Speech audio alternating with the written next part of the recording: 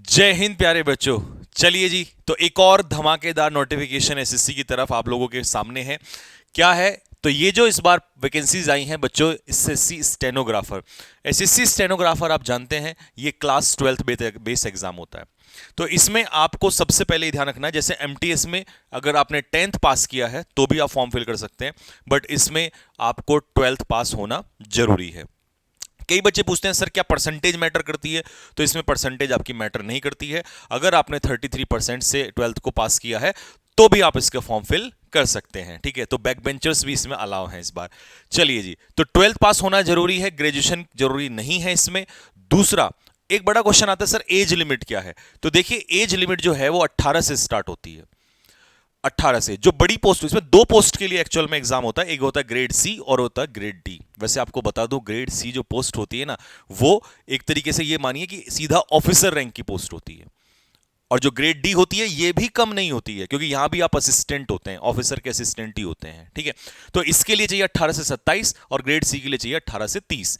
लेकिन जो अभी एसएससी ने एज क्राइटेरिया दिया है वो क्या दिया है कि 1/8/2024, 1/8/2024, यानी कि आपका 1 अगस्त 2024 तक आपकी एज 18 साल की हो जाना चाहिए, 18 से 30 के बीच में, और यहां से 18 से 27 के बीच में होनी चाहिए आपकी एज। ठीक है, तो ये आपका क्राइटेरिया है जो मेन है। ठीक, उसके बाद ये बता दिया आपको क्वालिफिकेशन क्या चाहिए। लेकिन अब बात आती है कि जो मेन मुद्दा है कि सर एग्जाम जो होगा उसमें क्या क्या सब्जेक्ट्स आएंगे और कितने मार्क्स के आएंगे। तो एक्चुअल में ये टोटल 200 नंबर का एग्जाम होता है, और 200 में से आपका कौन सा कितना मार्क्स है।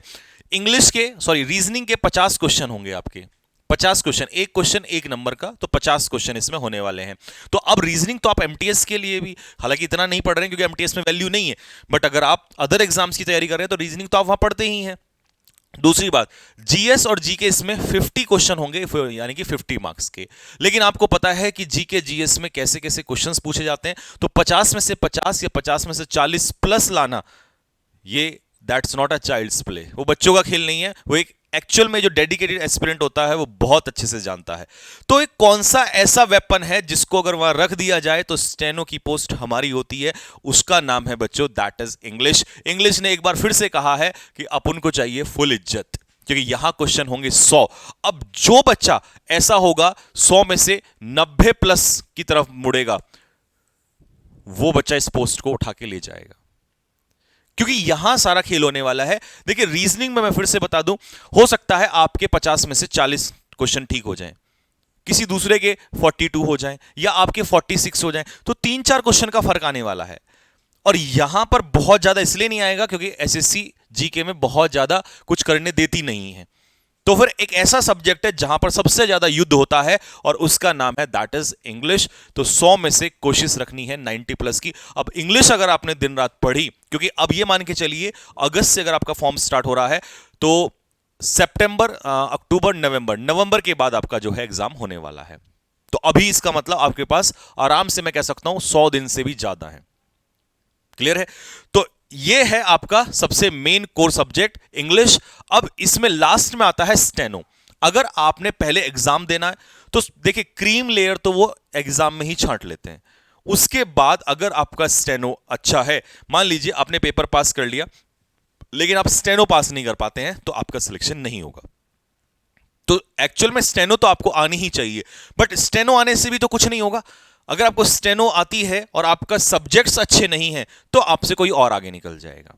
तो जितने भी स्टेनो वाले स्टूडेंट्स, और मैं आपको फिर बता दूं, ये भारत का एसएससी में अगर स्पेशली मैं कहूं तो सबसे कम कंपटीशन वाला एग्जाम है। यहां पर स्टेनो की जो वैल्यू है वो बहुत ज्यादा है, तो हर बच्चा स्टेनो नहीं सीखता, तो इसीलिए सबसे ये बिल्कुल एक तरीके से कंपटीशन खत्म हो जाता है, क्योंकि स्टेनो की वजह से बहुत सारे बच्चे बाहर हो जाते हैं। लेकिन अब जितने भी हैं उसमें मैथ्स नहीं आता है, ये आपके लिए फायदेमंद है।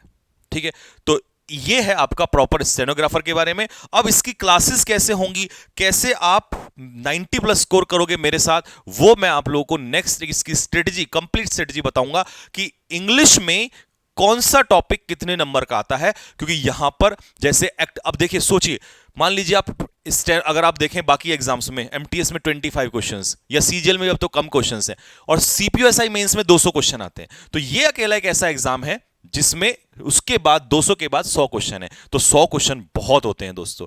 इसका मतलब अगर एक्टिव पैसिव आएंगे तो 10 क्वेश्चन आएंगे, डायरेक्ट इनडायरेक्ट आएगा तो 10 क्वेश्चन आएंगे। ठीक है, तो ये सब इतने बड़े लेवल पे कैसे हैंडल करना है, आसान तो नहीं होगा। ये भी मैं कह सकता हूं आसान नहीं होगा, कंपटीशन कम है बट आसान तो नहीं होने वाला है। जितने भी बच्चे होंगे घमासान उसमें जरूर होगा, और मैं इस घमासान में आपके साथ हूं, टेंशन लेने की जरूरत नहीं है।